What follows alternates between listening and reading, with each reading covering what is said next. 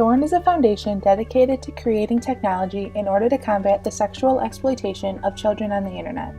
The foundation was started in 2009 by Ashton Kutcher and Demi Moore after viewing a documentary on the topic. Their work is guided by three main principles: accelerate victim identification, deter abusers, and disrupt platforms. The internet has made it too easy for abusers to share sexual abuse material.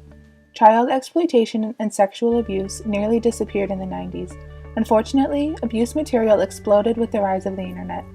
The National Center for Missing and Exploited Children reported that, in 2004, they reviewed an estimated 450,000 sexual abuse files.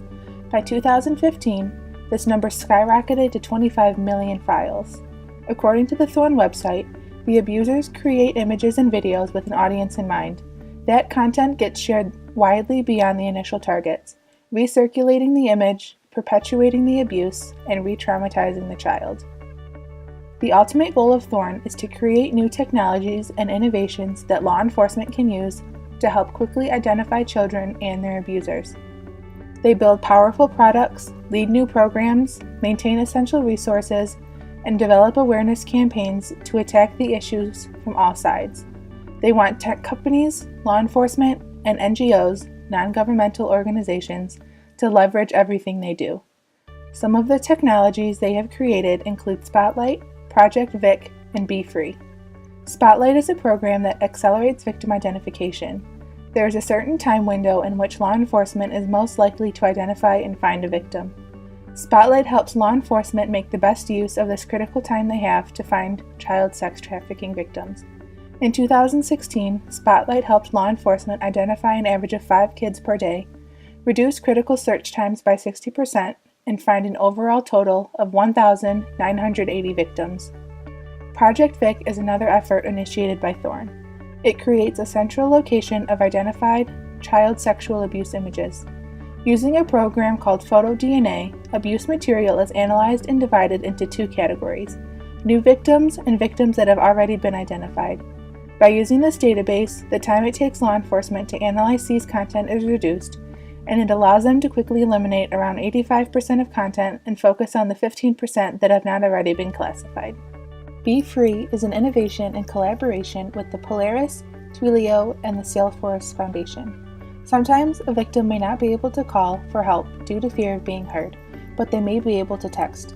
Be Free is a text line that gives victims a lifeline on their phone, as well as an avenue for anyone who might witness suspicious behavior. It is toll-free, confidential, and is available for use in more than 200 languages. Human trafficking is a worldwide industry, accumulating a staggering amount of money each year. Stephanie Hepburn and Rita J. Simon point out in their encyclopedic study of global trafficking. As of 2005, this global phenomenon reaped an annual worldwide profit of $44.3 billion and affected more than 12.3 million persons. This map shows the number of victims and average profits of different regions.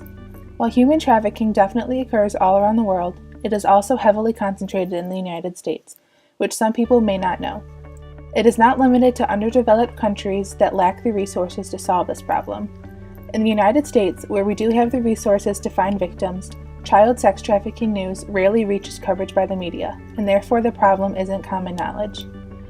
While the common perception of trafficking tends to focus on sexual exploitation in places such as Thailand and Dubai, the United States is among the top 10 destinations.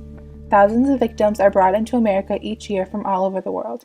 They are used mainly for household labor, agriculture, food and care services, and in the garment industry. Sex trafficking to the United States is estimated to bring 50,000 women and girls to our shores each year, mainly for prostitution. Human trafficking, especially among children, is a real problem in the United States, and we need to be aware of it and help in any way to remedy it.